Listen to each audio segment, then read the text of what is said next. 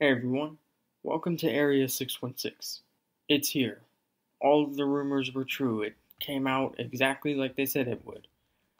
It was so weird waking up and it's just there, right there, a single click away. And they didn't even have the full title on there yet, so I found it out in the trailer, which is the ideal way to do so. This trailer is absolutely amazing. The fact that we've been waiting so long for anything on this movie probably contributes to my overbearing excitement, but it really is a great trailer. Reports came out a couple weeks back saying that the marketing for Avengers 4, or should I say Avengers Endgame, that's so satisfying, would be very different than what has come before. Back then, I thought that meant that they would wait for a super long time to release the trailer or they wouldn't release one at all or something crazy like that. But I get it now. Having watched this trailer, we still barely know anything about the movie, but I love it. This is exactly what I want, Marvel. Keep giving me this. Also, side note, if the audio sounds a little weird in this video, I'm sorry about that. It's the best I can do for now. In any event, they have released the teaser poster for this. It's very epic and awesome.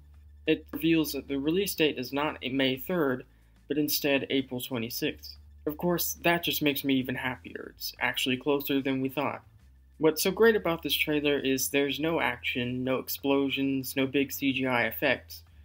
It's just the Avengers dealing with the fact that they lost.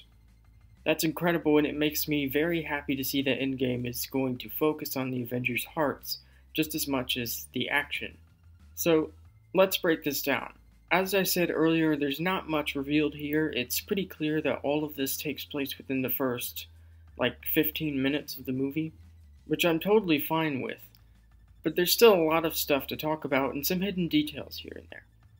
So the trailer begins on the Guardian's ship that was left on Titan, the Benatar, not the Milano. It's very easy to forget that.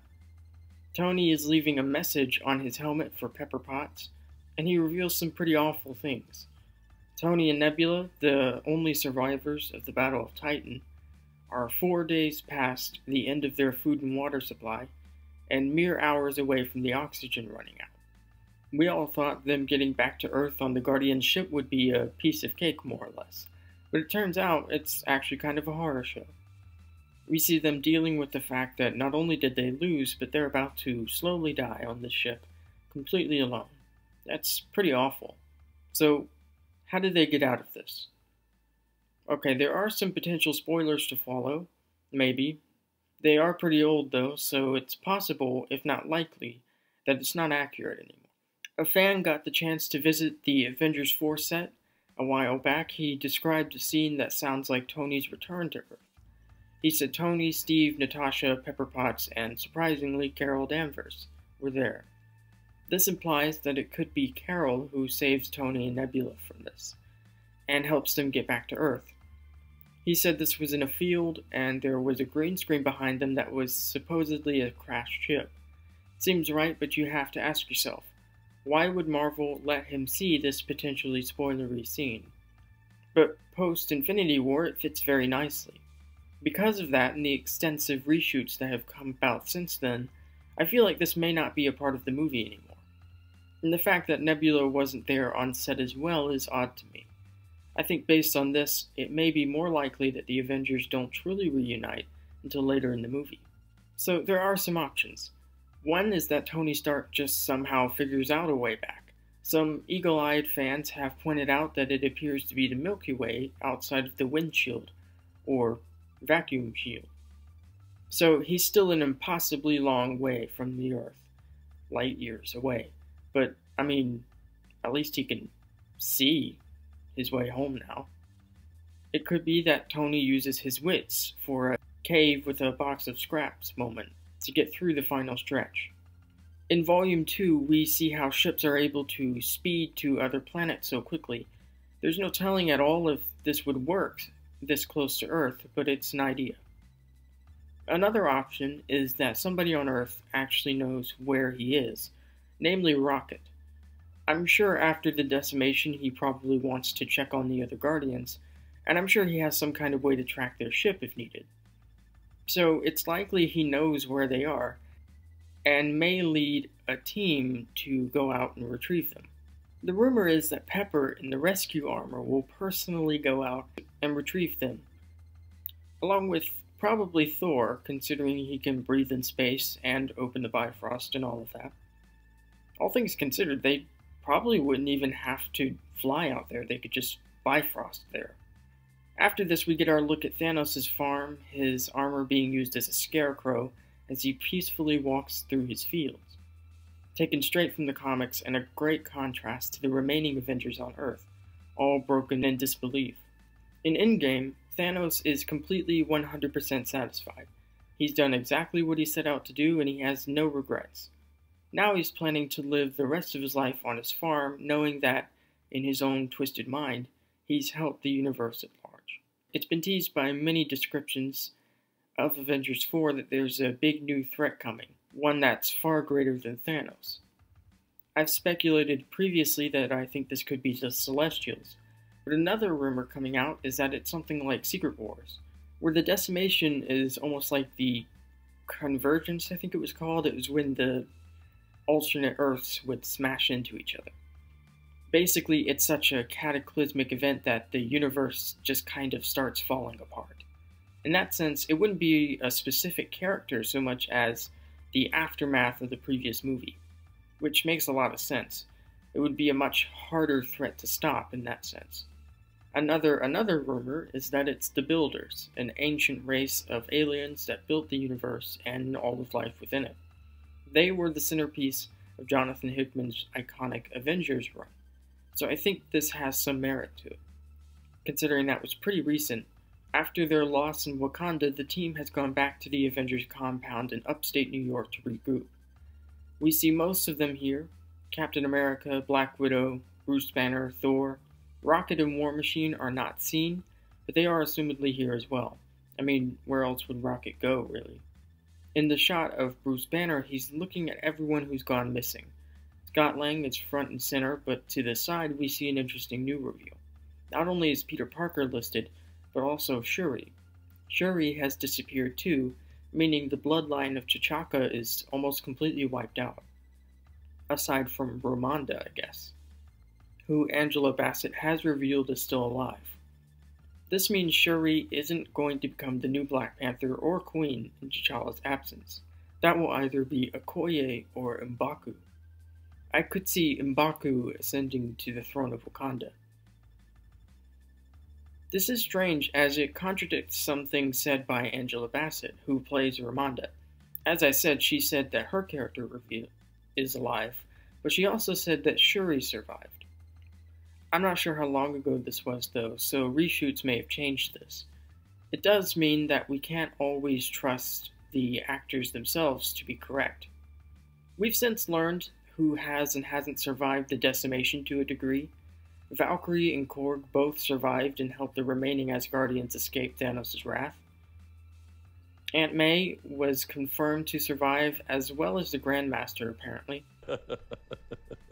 Imagine that. Everett Ross is still alive, and Dr. Selvig, Jane Foster, and Darcy Lewis all lived. I'm very curious about Thaddeus Ross. But if I remember correctly, the Russos deemed that too spoilery to reveal. I'm very interested to see what's next for Thor, because this is definitely going to be a crossroads for him. Thor has had the worst of everybody. I could see him going on a victory or death type of quest here. Or maybe being humbled and putting aside his own pride to work with the Avengers as a whole. Now, something these shots do reveal is that the first half of the movie, at least, does take place not long after Infinity War. All of the rumors of the time jump could still be true, but we know that the movie doesn't immediately begin in the future, at least. Although I feel like there is a time jump that they're hiding in the trailer. I'll get to that. We see a shot of Nebula mornings alone on the Benatar. She's going through a lot and she has no one except Tony, who she doesn't even know. It was reported that Nebula would make a surprising friend in the movie. Based on this shot, I think that'll be Tony Stark. They've both lost a lot, and they're stuck on this ship, slowly losing air. So it makes sense that they would form some kind of bond. Alright, now we've got some really cool stuff. our first good look at Ronan, aka Hawkeye. He's in Tokyo going after the Yakuza for reasons not entirely clear as of yet. It's implied that his family was taken during the snap, which now has the official title of the decimation. That's why I've been calling it that. There are some rumors that these aren't really the Yakuza, but a new version of the Ten Rings, so perhaps they could wrap up the plot thread left dangling by the All Hail the King one-shot. I feel like this would be a distraction from the movie at hand, though, so I'm not sure that's true. Another rumor is that he's hunting Skrulls. This comes from reports that some of the Yakuza members needed to wear facial prosthetics of some sort. This dude here is either dead or unconscious at Ronan's feet, and Skrulls usually revert back to their natural forms when not conscious in some way. Although, this wouldn't be the first time Marvel's edited something out of the trailer. Again, this would be more of a distraction than anything, but I do feel like there's gotta be a reason why Clint's here in Japan. Natasha visits him here. I feel like there has been some passage of time, as her hair does appear to be a bit longer than it is in previous shots, and it seems unlikely that Clint becomes Ronin in the span of maybe a few weeks. So maybe the years will go by a bit into the movie. Some fans have said that Marvel could be editing Natasha's hair to hide the time jump in the trailer. As we know from leaks, she lets it grow out a lot. It's said that Marvel's trickery is especially clear in this shot here. If you look closely, the hair does look kind of off for some reason. We see Black Widow and Steve on what appears to be the Quinjet. Steve is back in his Winter Soldier suit. I feel like this could potentially signify that he's working for the government again, probably Ross, if he wasn't snapped away. It only makes sense that the Avengers would fully cooperate with whoever following something like this. He's looking at his compass with a picture of Peggy Carter on it. It's been a while since we've seen this, but it makes perfect sense. This compass is the last tangible thing he has from his previous life, now that Bucky is gone. It's here that they talk about something that has to work. We get no clues as to what this something is, other than possibly the scene after the title reveal, which shows Scott Lang arriving at the Avengers compound in the van that has the quantum tunnel inside of it. Last we saw of Scott, he was in the quantum realm when Hank, Janet, and Hope were snapped away. We theorized that maybe he escaped through the time vortex in the quantum realm, which would explain why the Avengers are so shocked to see him back. Although, that doesn't explain the van. If this does take place years or even months after, shouldn't it be different in some way? It seems like the rumors that Scott may be the key to all of this could be true, as he clearly seems to have some kind of goal here, something he wants to tell them. There are rumors that Doctor Strange appears to Scott in his astral form inside the quantum realm, and gives him instructions of some sort. We know that the movie has some kind of time travel and or multiverse traveling. Karen Gillan, who plays Nebula, recently let time travel slip in an interview, so we're going to go with that. Assumedly the quantum realm will somehow be the key to them doing this. It's unclear if Tony is involved in this or if he's doing something else on his own. A new fan theory has come out saying that some seemingly throwaway stuff in Thor: The Dark World and Thor: Ragnarok are actually very important. In The Dark World, Dr. Selvig is seen basically going crazy from the knowledge that the Space Stone gave him, and is seen talking about the multiverse, and mentioning things like the nexus of all realities on his chalkboard. In Thor: Ragnarok, it's said that Sakaar is sort of a crossroads of the universe. It's surrounded by portals, which have led some to wonder if it could be where the nexus is located in the MCU.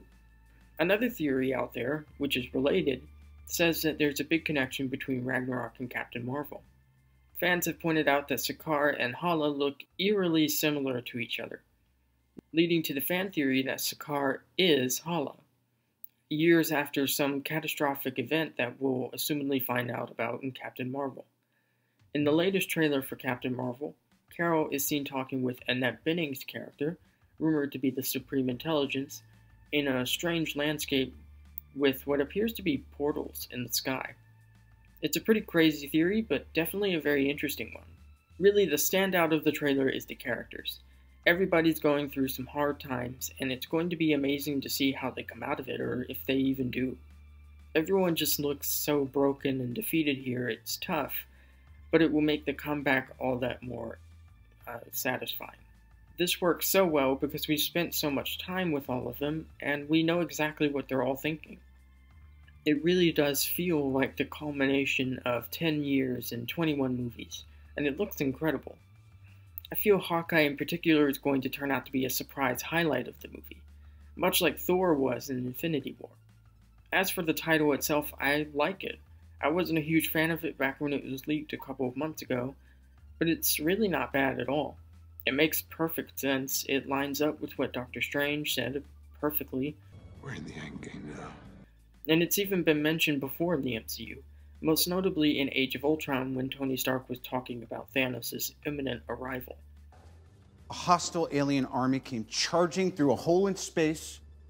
We're standing 300 feet below it. We're the Avengers. We can bust arms dealers all the livelong day, but that up there, that's the Endgame. Honestly, I'm just so glad that we finally have an actual title. As I said before, I love that this trailer reveals almost nothing about the movie. The second trailer should come out around February or March. March is more likely, as that's what Marvel has done with all of their late April, early May releases since the beginning. And that's when Captain Marvel comes out. But I've heard some rumblings that they might want to break the Super Bowl and put a full-length trailer there, which I certainly like the sound of. That would mean the first weekend of February. Whenever it hits, it will most likely have more action and story in it. I read that some people don't like this trailer, or at least found it underwhelming, because it has no action or any rousing moments or anything like that. I can see where that's coming from, but I don't agree with it. I think it's a good move for Marvel to put the first trailer's focus squarely on the characters, and making the first trailer so hopeless will build for a second, more hopeful trailer, I think. And just wait until all the effects work is done to give us any action. In any event, what do you guys think about all of this? Did you like the first trailer for Avengers Endgame, and do you like the title? How do you think Tony and Nebula are going to get out of it? What do you think Steve and Natasha are talking about? And do you have any theories on the plot of Avengers Endgame? Let me know all your thoughts and theories in the comments below. Thanks for watching, and I'll see you all next time. We lost. All of us. We lost friends. We lost family. We lost a part of ourselves. This is the fight of our lives. This is gonna work, Steve. I know it is. Because I don't know what I'm gonna do if it doesn't.